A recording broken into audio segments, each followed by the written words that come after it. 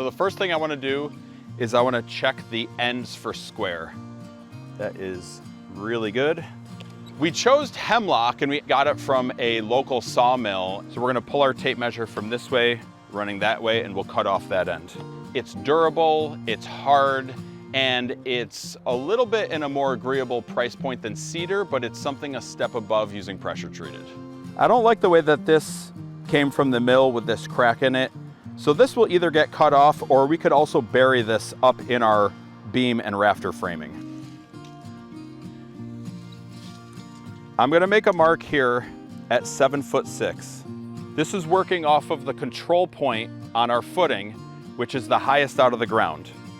So none of our posts or our head height are gonna be shorter than 7'6". But I need to add 11¼ inches to represent the width of our beam, and another 11¼ inches to represent the width of our rafters, which means that the overall length of this beam is 112½. This is where we're gonna make our cut. It means that we'll be able to get rid of some of this cracking in material here that I didn't like on the end of our 6x6. So for layout, I need to make marks all the way around the post. Now we can go ahead and get ready to cut our material. I'm gonna use my 7¼ inch rear handle circular saw. This saw will not be able to cut through all of the material in one pass, so we're gonna have to make multiple passes to cut all the way through this material. Now there's a little bit of material right in the center of this post that our circular saw was not able to cut, so we do need to cut that out in there. Another detail that I'm going to add to this is I'd like to ease this sharp edge on our posts. So what I have here is a cordless palm router with just a small 1/8 inch roundover bit, and I'm just going to run it up and down these edges just to take that hard edge off. Anybody that may brush up against this or run their hand on it, less likely to get splinters, and visually it just softens it up a little bit. The last step we're gonna take before we install this post is to seal and protect the end grain with this wax. This product is called Anchor Seal. It is an emulsified wax, so when it is inside the can, it's more liquidy and pasty, but when it dries just like a wax. Even though the Simpson hardware has standoffs built into the hardware, this is a belt and suspenders approach where we really want to protect the end grain of this lumber so that it doesn't wick up any moisture. This wood was locally sourced from a mill, and I do want to protect the investment here. Let's pick up this first post and nest it right in the bracket where it's going to get stood. You can just set it right in. Perfect. Let's record the measurement that we need for the next one. We need to add 1 9/16. So we need to take that first number that we established and add 1 9/16 to it because it's that much lower into the ground. So I'm gonna record my 112½, then I'm gonna add my 1 9/16. That's 114 1/16.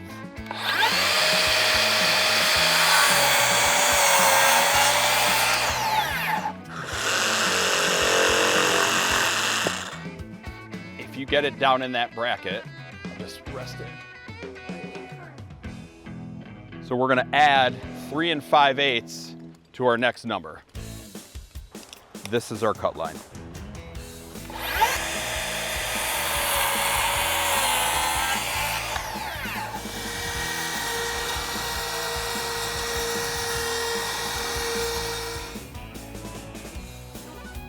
Great. We can do this one next. Starting with that 112½, and adding 3 1/4. This is our cut line.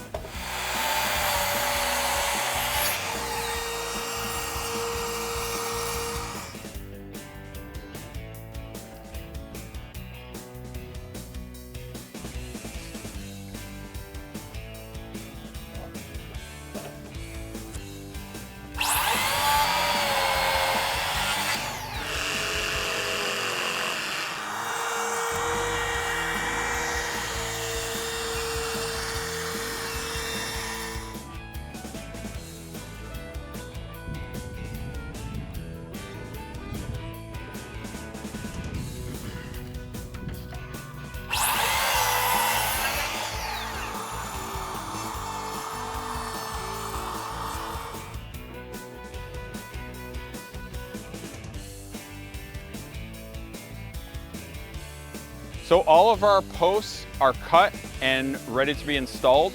We're ready to tip our first one up, get it plumbed, and get it braced off.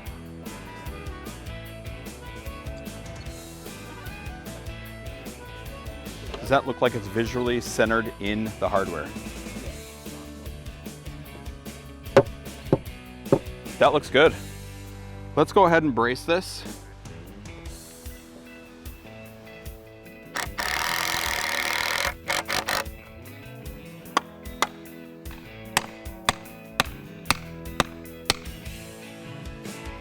You let me know when it's plumb, and I'm gonna put a screw in this right there. How's that? Looks great. Let's move on to the next brace for the other side.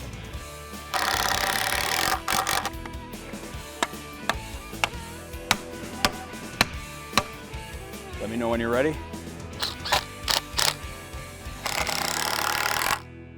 That looks great. I'm really happy with that.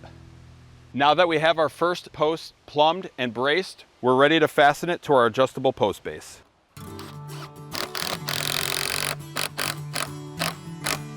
We're using this Simpson Strong Tie hex head washer and structural wood screw. These components are part of the Outdoor Accents line and are made to look like a through bolt or a carriage bolt. I think we're ready to set that next post. We're just gonna work our way around and get them all stood up and braced.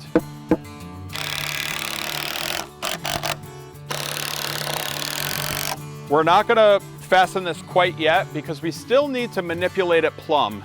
It needs to go in that direction. So when we get the other middle post in, we can pull it back and then brace it off to the bottom of that other post. So we're gonna move on to this next one.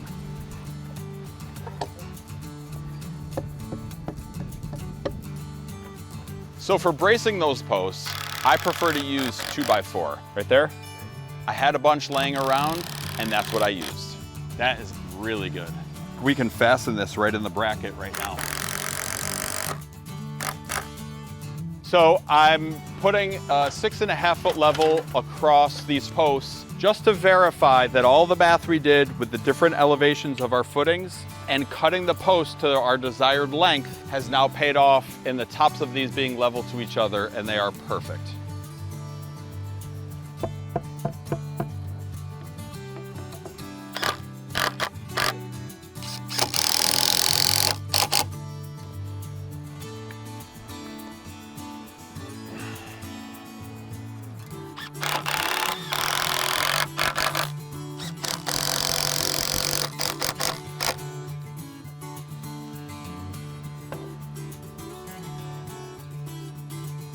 That looks great. I'm really happy with that.